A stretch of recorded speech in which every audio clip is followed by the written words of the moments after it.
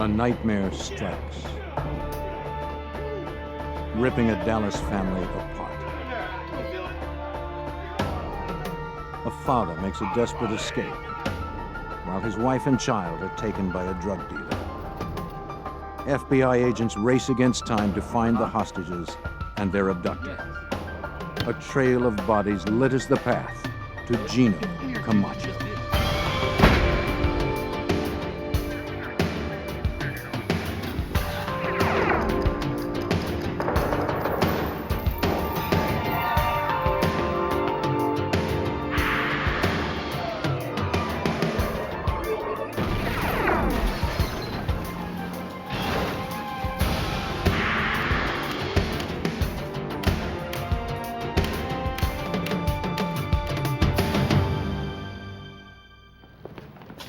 A mother and child are kidnapped. A bystander is murdered. Violence such as this shattered a quiet Texas neighborhood and exposed a drug cartel that flourished where it was least expected. I'm Jim Kallstrom, former head of the FBI's New York office. FBI field agents work to penetrate the secretive drug underworld, expose those involved, and crush the cartel.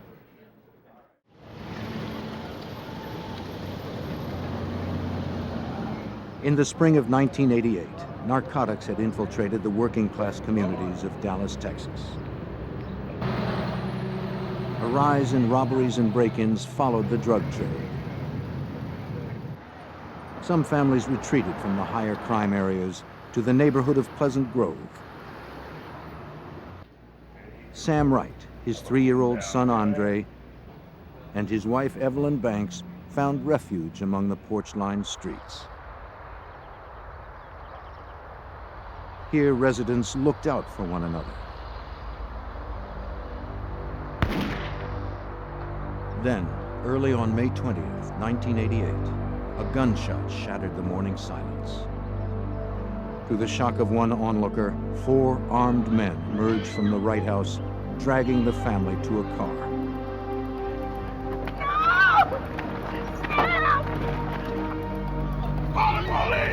Sam Wright managed to break free from the abductors and escaped.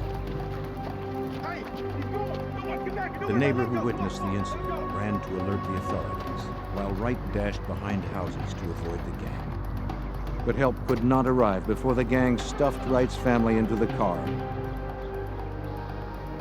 and disappeared.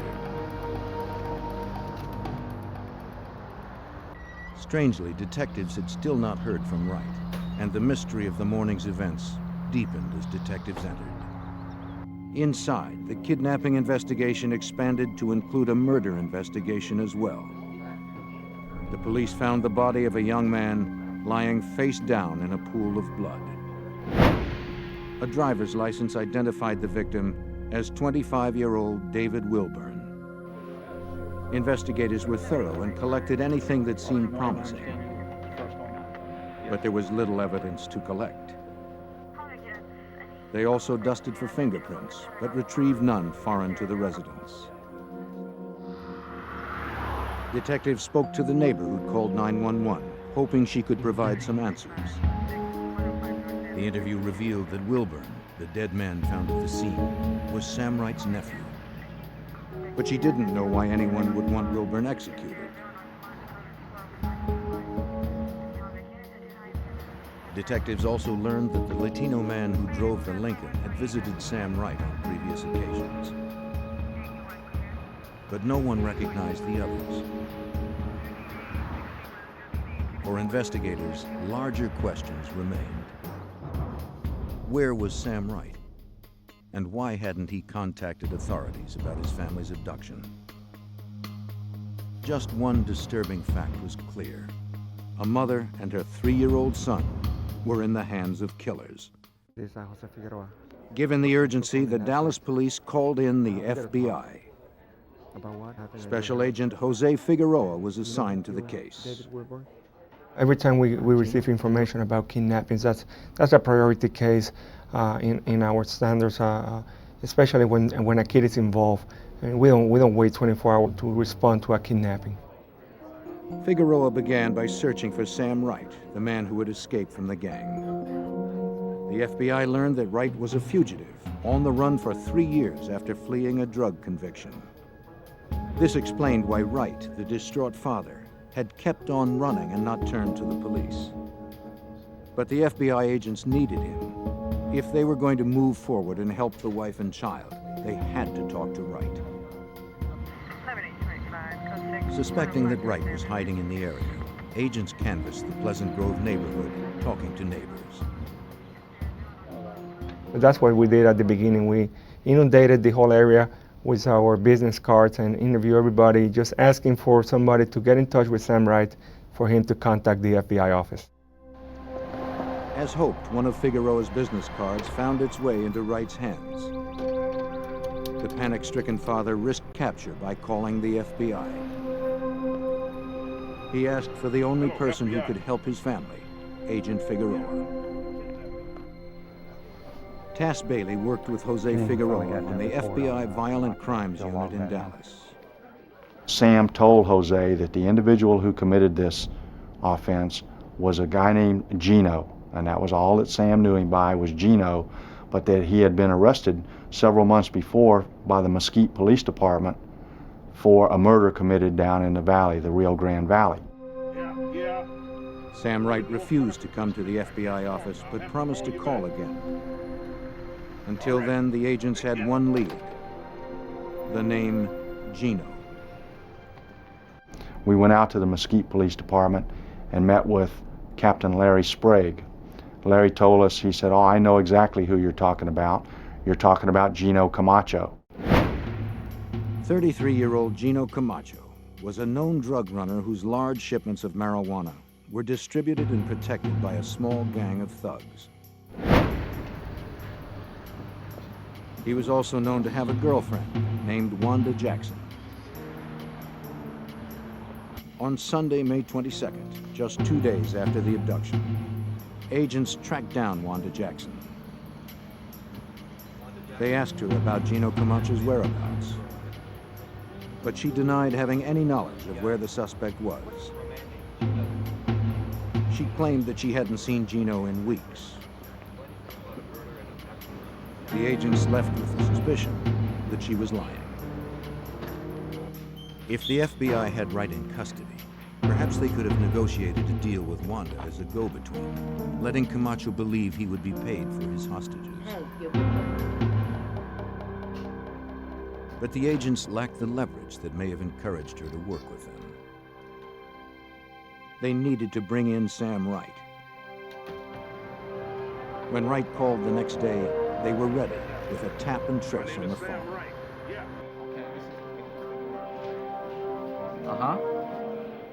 Okay.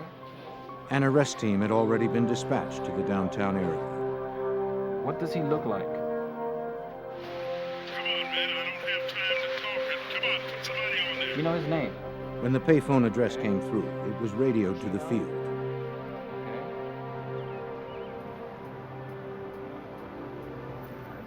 The agents found Wright still using the phone, but they did not move in immediately. Though desperate to find his family, Sam Wright was a convicted drug dealer, a fugitive from the law. The FBI didn't know how far he might go to avoid capture. Agents spotted one man waiting in the car for the fugitive. Wright could have had others posted nearby.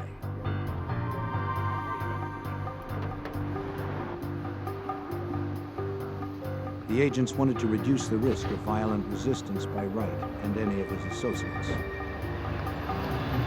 Okay, here we go.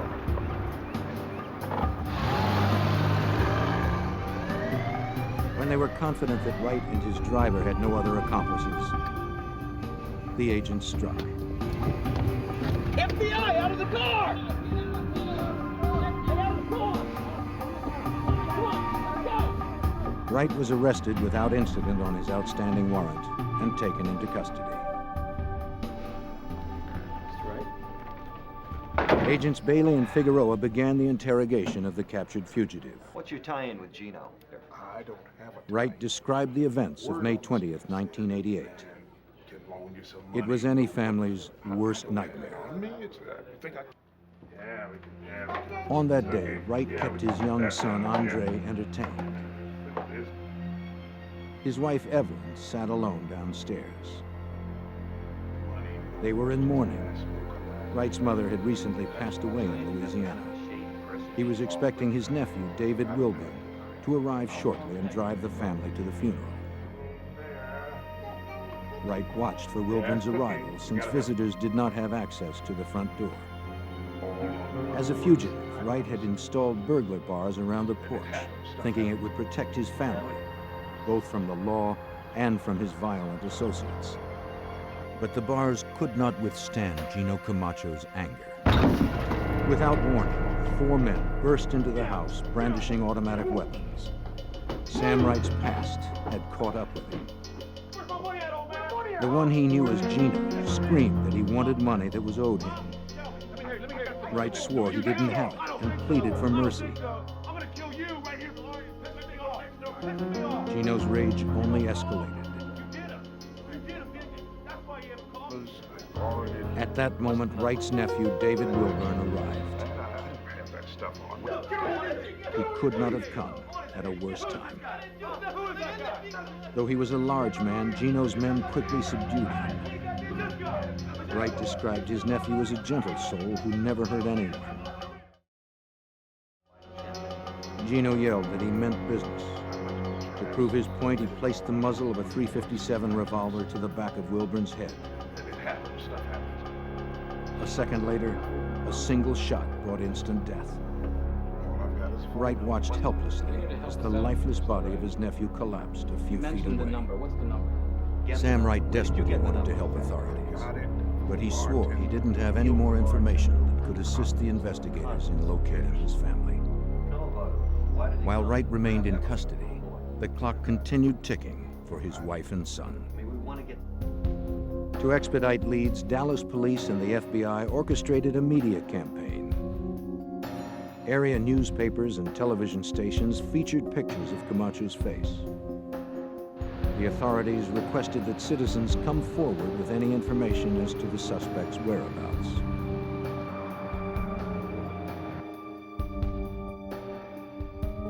This campaign yielded a tip from an unsavory source, another drug dealer. David Munoz, a small-time dealer, called the FBI and was connected to Agent Bailey. Munoz claimed that he recognized the kidnapper in a television news story. He said he had information that might be useful to the investigation. Did you call my office? Munoz What do arranged you to meet want? Bailey in his Dallas motel late at night. He told Bailey that he knew who Camacho's accomplices were. He even offered to turn Camacho over to the FBI as part of an unorthodox deal. And I got something you want. What Munoz planned on doing was kind of taking over the collection of Camacho's drug debts and business dealings, and wanted us to kind of turn a blind eye towards this. We basically told him no deal. Because there was only a weak connection to the case, Bailey did not arrest Munoz. Nevertheless, the FBI agent managed to extract one key name from the opportunist, Eddie Blaine Cummings. On the street, Cummings was known as Fast Eddie. A background check revealed he had a criminal record and had spent time in jail with Geno Camacho. Cummings was currently on parole for possession of illegal weapons. Special Agent Figueroa now had 2 names, Geno Camacho and Fast Eddie, as he canvassed area nightclubs. Armed with photos of Camacho and Fast Eddie, Figueroa found a bar patron who had recently seen the pair come in. The patron had heard Fast Eddie talk about a lunch appointment the next day up in Lawton, Oklahoma, a 3-hour drive northwest of Dallas. An arrest team assembled in the parking lot of the Oklahoma restaurant on the morning of August 12, 1988. The plan was to wait until Fast Eddie exited the crowded restaurant to isolate him from bystanders. Investigators were poised to strike. Fast Eddie was their closest link to Camacho so far. When the door opened, the arrest team descended, nabbing Fast Eddie before he could flee. One associate of Camacho's gang was now in custody. Agents hoped Fast Eddie could lead them closer to the missing mother and son. In the summer of 1988, Dallas FBI agents searched for a missing mother and child, abducted at gunpoint by a drug gang. Fast Eddie, an associate of the gang, was now in custody. Under interrogation, Fast Eddie denied having anything to do with the kidnapping in Dallas. Come on, Eddie, the kidnapping at the Wright house. But eventually, he did tell them what he knew of the crime. This was the first time we had actually learned who all was involved and the names of the individuals the morning of the abduction. Fast Eddie fingered Camacho and 2 other gang members, Juan Jackson and David Cook. He and David Cook had grown up together in Stephenville, Texas, a 2-hour drive from Dallas. As far as Fast Eddie knew, Cook was probably back in their hometown. Bailey and Figueroa needed to get Cook, trusting that the lead might take them one step closer to Camacho and the missing mother and child. They sought a contact in Stephenville and found the name of Detective Don Miller. On August 15, 1988, Detective Don Miller called back Agent Bailey. Miller had found the suspect working at his family's convenience store. The detective would hold him until the agents arrived. Here waiting on you. Miller warned Cook that if he knew something, it would be best to cooperate with the FBI. Yeah, you boys. One can member come of the get gang that kidnapped Evelyn and Andre Banks was now in custody. The FBI was a step closer to Camacho and the missing pair. Agents rushed to Stephenville, hoping David Cook may lead them to Camacho and his hostages before time ran out for the mother and son. A couple of months ago. He had decided to help investigators with the case in the hopes of a lighter sentence. Over 2 days of interrogation, Cook detailed his version of the events of May 20th, 1988. On the morning of the assault, Camacho picked up Cook and 2 more associates. He said they were going to collect a debt. Camacho had given Sam Wright $20,000 worth of marijuana to deal, but Wright had claimed it was stolen. Camacho swore he'd get his money back. Gang member Juan Jackson opened up a bag and started passing out guns. The arsenal included submachine guns and the .357 pistol. Camacho sent another gang member, Larry Merrill, around back to cut the phone line. No one was going to call for help. Juan Jackson cut through the padlocked burglar bars, while David Cook and Camacho kept watch.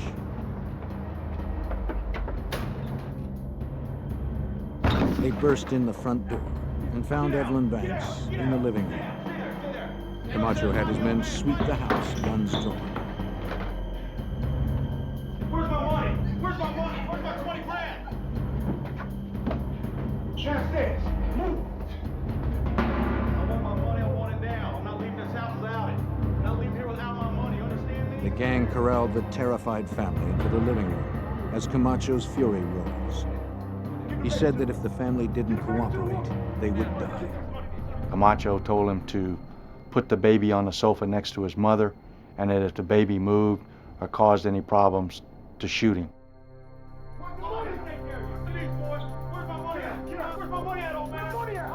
Geno started screaming how they had ripped him off, how they had not treated him with respect, and he wanted his money and he wanted it now.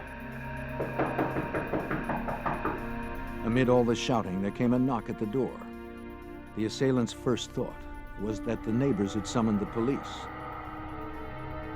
Camacho and Jackson moved into position, prepared to fire on the police they thought were on the other side of the door. Come in. When David Wilburn walked through the front door, he was surrounded by the armed gang. The gunman threw him to the ground without a struggle.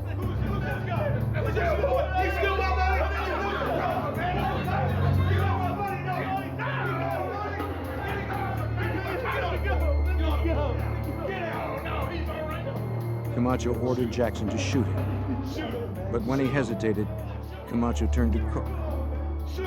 But when Cook refused, Camacho grabbed the gun from his hand and showed everyone just how serious he was.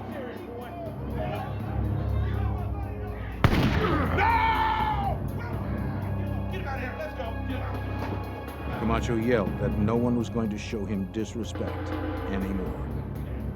Grabbed my gun and he just blows the guy away. Under intense questioning, Cook never wavered on the facts, including that Camacho was the shooter. His story matched Sam Wright's version. After they left the house, Camacho remained furious that Wright had escaped. But the gang didn't give chase. They knew the police would soon be summoned in force to the Pleasant Grove neighborhood. Instead, Camacho ordered them all to Cook's apartment, where he could decide their next move. Camacho figured they could lay low there with the hostages.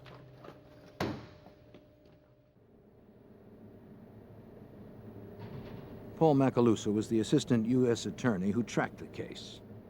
They were concerned about damage control. They had 2 witnesses to a murder, to a capital murder, and what to do about them. Cook told agents that a new gang member, Spencer Stanley, was called to the apartment to guard the hostages while he and Camacho were away dealing drugs at a nearby hotel. Juan Jackson didn't stay much longer. Fearing the heat from the authorities, he cleaned the guns, took some getaway cash, and left the gang for good. Boy throws him in the hole. While Stanley kept watch over the hostages, Cook and Camacho drove to the hotel to make the drug deal. There, just 2 days after the abduction, Camacho got a call from his girlfriend, Wanda Jackson. She had a cryptic message for him. Hey, your big brother was just here? Yeah. Big Brother, of course, referring to the federal authorities, the FBI, had been to the house. The same girlfriend that had sworn to the FBI that she had no idea of Camacho's whereabouts reached him moments after the agents left her. In trouble. I don't know how. Her warning gave the gang a head start on the pursuing agents. Camacho returned to Cook's apartment.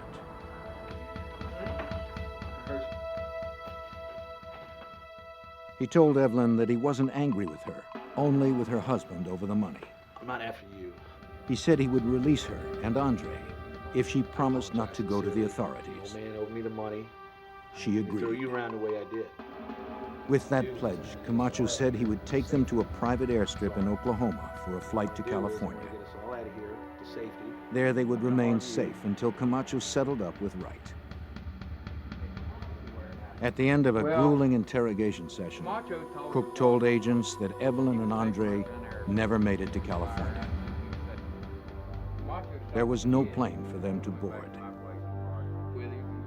Cook knew where they were left, across the Texas state line, near Ardmore, Oklahoma. Turn around, hands right here.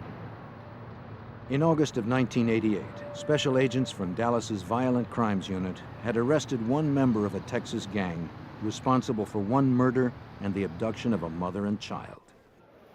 While in custody, Cook pointed special agents Jose Figueroa and Tass Bailey north to Oklahoma. It was the next stepping stone towards their ultimate goal: finding Evelyn and Andre Banks and their abductor, Geno Camacho.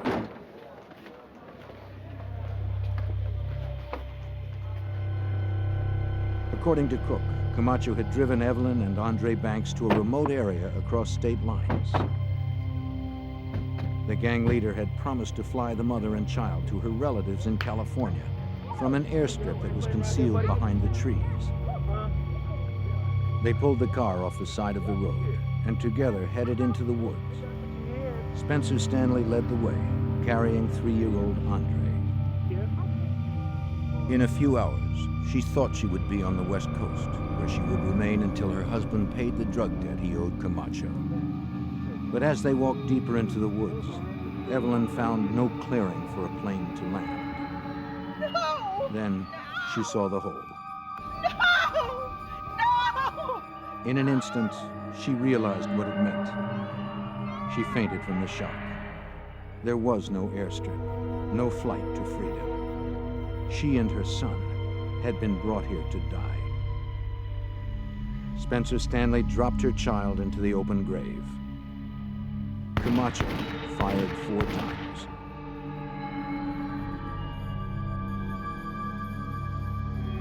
Then they threw Evelyn in on top of her son and shot her as well. Evelyn Banks and her 3-year-old son Andre died on May 23, 1988. This was the grisly scene that David Cook told agents he was leading them to. The agents had just about reached their frustration point when Cook at last recognized the area. The search for Camacho's victims began in the punishing heat of late summer. The federal kidnapping case had escalated into a homicide case as well. Camacho had now killed 3 people. But if the agents wanted to prove their case against the killer, they had to find the bodies. To pinpoint the burial site, the agents began a line search through the trees. And as we walked in behind those cedar trees, you could see a depression in the ground where someone had dug. All the sod had been torn off. When investigators reached the site, 3 months had passed since the murders. They began the painstaking excavation. They removed small loads and sifted through the dirt, careful not to miss or destroy any evidence. Near the surface, agents found shell casings from a .380 caliber weapon. Yeah, somebody got a bag? That fit with Cook's account that Camacho had fired a small, semi-automatic pistol. Right there. The digging continued at a painfully slow Looks like they've all pace. been here about the same. You got to remember, this is the end of August. It was about 95 degrees, about 90% humidity. We were in that area of the trees, so there was no air movement. I mean, we were just stuck in there. We'd been digging for about 2 hours. Then one of the agents struck something hard. It sounded hollow. Another blow broke through the shell-like crust. A foul stench suddenly overwhelmed the agents. And the god-awful smell of decaying human body came out of the hole, and we both jumped out of the hole and went over in the bushes and got sick, and then had to go back into it again. Before burying Evelyn and Andre, Camacho and his men covered the bodies with cat litter to help hide the odor. But the clay in the cat litter absorbed moisture from the bodies, then hardened into an airtight shell, reducing the rate of decomposition and preserving the bodies for autopsy. Despite the nauseating stench, the agents pressed on. They put Vicks vapor rub under their noses to suppress the odor and continued working. They were determined to construct an impenetrable case against Camacho and his gang. Cook then led agents to nearby Lake Texoma, where he said the gang had disposed of the weapons after the killing. A dive team from the Oklahoma State Bureau of Investigation combed the lake bottom. They came up with more casings from the .380. And then they found the handgun. The physical evidence against Geno Camacho was now solid, corroborating eyewitness testimony. The federal agents were confident they could secure a conviction on 2 counts of kidnapping and 3 of murder. But Camacho remained at large, and agents learned he had killed again. Cook told the FBI he could lead them to that body as well. In late August of 1988, the FBI in Dallas had captured David Cook, a member of a violent Texas drug gang. The gang's leader, Geno Camacho, wanted for kidnapping and 3 murders, was still at large. Cook was cooperating with agents in the hunt for Camacho. He had led investigators to the burial site of Camacho's most recent murder victims. But during the two-day trip to recover the bodies of Evelyn and Andre Banks in Oklahoma, Cook surprised agents with another tale of Camacho's terror. This time, Camacho had released his rage on a woman named Pamela Miller. Agents now turned their focus to her whereabouts. Agents learned that Pam Miller worked as an exotic dancer in a Dallas strip club. She met Camacho and started hanging out with his gang. Cook told agents that he and Miller joined Camacho one night in June of 1988. So you're off for the all set and still looking for. It had been just 3 weeks since Camacho had shot and killed 3 people, but he had risked a trip to Dallas to arrange another drug deal. Only about 5 minutes, all right. The buyer showed up at a hotel bar and began negotiating. Take care of him. Yeah. But Pam interrupted the transaction. Pam Miller recognized the purchaser as somebody who came into the club where she had danced, and she recognized him and she told him so. I know you, you came into the club. Well, not surprisingly, this had a chilling effect on the transaction. Sure. The buyer skipped out. The deal was dead. You have any idea what you just did? I know him from where I dance at. You do? Camacho became furious at Pam for messing up the drug deal, and Cook and Pam and Camacho walked out of the hotel. As soon as they got in the car, Camacho started beating Pamela.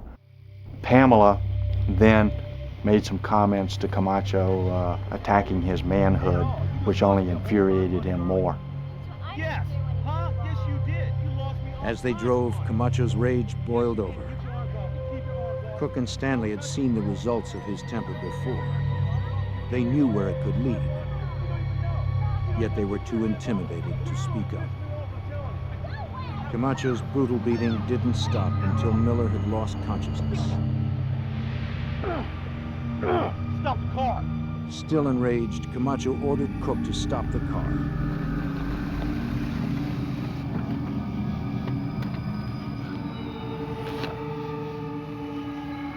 He dragged Miller onto the road, laid her limp body behind the right rear tire, and yelled for Cook to back up. Come on, Geno. I don't. Back the car! Now! Cook obeyed. They drove down to Stephenville. They went to an apartment that was rented by David Cook, and they took Pamela's body and put it in a 55-gallon drum, stuck it out on the patio, stuck a bag of trash on top of it so no one would see there was a body in it. They stayed there for the weekend. Camacho, Stanley, Cook. They sat around drinking beer and partying until Camacho decided to dispose of the body. So we asked David, well, where will we find Pamela's body? And he said, you won't. And we said, why not? He said, well, we chopped her up and put her in a tree mulcher. While I was driving the car, Jose was in the front seat. I looked at Jose, he looked at me, our mouths dropped open, and I almost ran off the highway. I couldn't believe what I just heard. Cook led FBI agents to the wooded site on the ranch where they had pulverized the body. It seemed impossible that they would find any remains. Not only would the shredder have pulped the body, but it was now some 2 months after the insidious act. It was likely that the hot Texas sun had decayed the remains even further. Despite the odds, agents set out to recover what they could. From Cook's account, the agents figured out the shredder's discharge path. They set up a grid system and began meticulously scouring the scene. The process took hours, but the hard work yielded dividends. From the ground, agents recovered bone shards and tissue. In the tree branches above, they found more tissue, dried by the sun. Each item was bagged and labeled based on its location. The agents also recovered teeth. A check with Pamela Miller's dental records allowed a positive identification of the victim. 23-year-old Pamela Miller had been Camacho's fourth murder in as many weeks. Yet her murderer was still at large, and every day he remained free, Camacho posed a threat to anyone that crossed his path. But a major break in the case soon followed when the family of Spencer Stanley, the gang member who had helped Camacho kill 3 victims, contacted the FBI. They tipped the agents off that Stanley was hiding in a trailer park in Huntsville, Alabama. Stanley told investigators that he had thrown the .357 Camacho used to kill David Wilburn into Lake Ray Hubbard near Dallas. An FBI dive team searched the bottom of the Texas lake.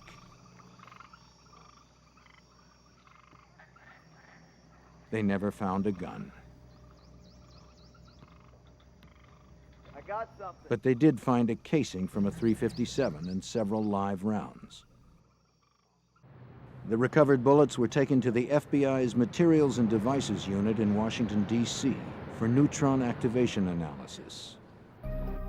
Agents hoped that the bullets from Lake Ray Hubbard could be matched to the bullet that killed Camacho's first victim, David Wilburn. Neutron activation analysis is based on the fact that lead bullets are created in batches, and each batch of lead is unique. The FBI examiners needed to prepare the bullets for the test by removing the slugs from the shells, readying them for transportation to a nuclear reactor. Lead samples from each bullet were lowered into the reactor's core. The samples absorbed neutrons and became radioactive. The radioactivity was measured and gave a precise reading of the chemical elements found in the lead, a radioactive signature. Examiners concluded that the signatures from each bullet were identical. The bullets from Lake Ray Hubbard and Wilburn's body had come from the same batch of ammunition. Though the physical evidence against Camacho continued to build, it didn't put the authorities any closer to locating the fugitive. Through an informant, the FBI learned that Camacho had escaped to Mexico and was hiding in a small town just south of the Texas border. U.S. authorities sought to have him arrested and extradited. But Mexican authorities were unable to cooperate. They claimed that the town where Camacho stayed was controlled by drug kingpins who were heavily armed. If the Mexican police attempted an arrest, there would be heavy casualties. The FBI would need another plan to bring the gang leader to justice. After 4 murders in the U.S., drug dealer Geno Camacho had escaped to Mexico, out of reach of the FBI. But without his gang or the drug trade that had supported them, his money began to run out. By the spring of 1989, Camacho was in desperate need of cash. He still had suppliers in Mexico, if he could locate a buyer in the States. Because he feared crossing back into the U.S., he searched for a middleman with narcotics distribution contacts north of the border. The low-level go-between Camacho stumbled upon worked as an informant for the U.S. Drug Enforcement Agency.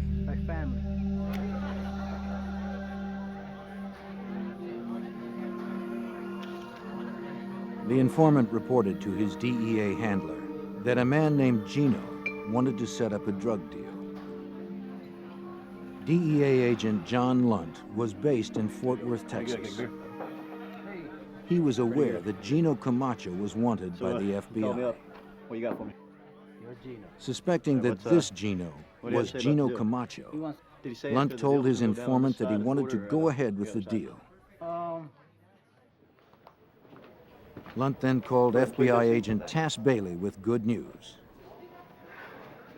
John told me that it sounded like this was Geno Camacho. I then provided John with a photograph of Camacho, which he showed to his informant, and the informant confirmed that that in fact was the individual with whom he had met. To get the fugitive across the border, the FBI offered Camacho a deal he couldn't refuse. Their informant told Camacho that an American distributor wanted to buy $1 million worth of marijuana. But the distributor needed to finalize the deal in person. He wasn't comfortable doing such a large deal with someone he'd never met. To calm Camacho's fears about entering the U.S., the informant told Camacho the distributor would advance Geno $100,000 when they met in the border town of McAllen, Texas. But there was one problem with the sting. Field agents needed a means of visually identifying the fugitive amongst other border crossers. To make Camacho stand out, the informant sent clothes he said would enable the distributor to identify him. The arrest team committed the clothing to memory: Hawaiian shirt, blue shorts, and a green-brimmed baseball cap. Camacho got the package of clothes at a friend's apartment where he often hung out. But no one could be sure an experienced smuggler like Camacho would not be too suspicious to wear the outfit. We knew that this was going to be our only shot at him, that once he figured he'd been set up, that the informant would be burned and he would be even more cautious than before in doing any type of transaction that would afford us an opportunity to arrest him. So we set up very elaborate arrest plans. On the day of the deal, agents scanned the border crossing for Camacho. They hoped they could find him in the crowd by the telltale clothes that the smuggler had been sent. Then, the arrest team spotted him in the outfit. Camacho didn't realize the place was swarming with federal agents, dressed as patrol guards, tourists, and passers-by. They all had memorized the outfit and his picture. Calmly posing as a tourist, he started across the bridge that spanned the border. FBI agents dressed as Border Patrol guards approached Camacho. The fugitive played it cool and gave a false name, Tomas Sanchez. When the agents asked for identification, he claimed he didn't have any. He was simply an American tourist returning from a day trip to Mexico. The agents coolly told him to come inside for questioning. He went without a fight, believing this minor misunderstanding would soon be cleared. The gang leader was already in FBI custody, and he didn't even know it. Camacho was taken to the Border Patrol office and fingerprinted. Bailey let him stew in the cell for over 2 hours, while agents waited for a computer match on the prints.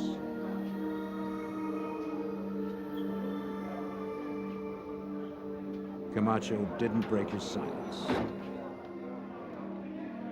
I addressed him as Tomas Sanchez, and he acknowledged that, and I says, well, we have taken your fingerprints, we have run them through the computer at the FBI in Washington, D.C., and the computer says that you're not Tomas Sanchez, you're in fact Geno Camacho. And he said, well, if that's what the computer says, it must be so.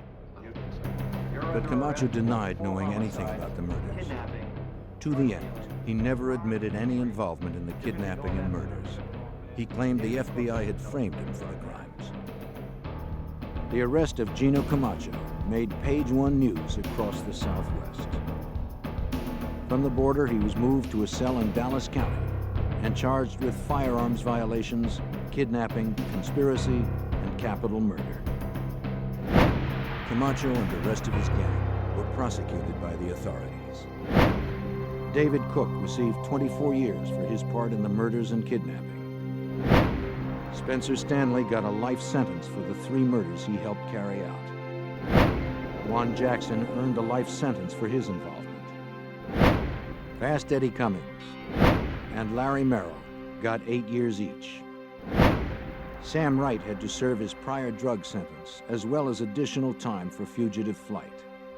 But for Camacho himself, state prosecutors sought the death penalty. For the state of Texas to put a man to death, the prosecution must prove more than premeditation. It must show the accused remains a threat to society. For this reason, Camacho was tried on the state murder charge first.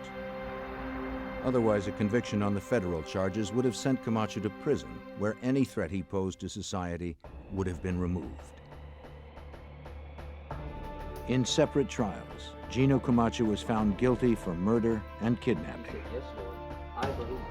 The sentence was carried out 10 years after the deaths of Andre and Evelyn Banks and Pamela Miller. On August 26, 1998, the state of Texas executed Geno Camacho by lethal injection.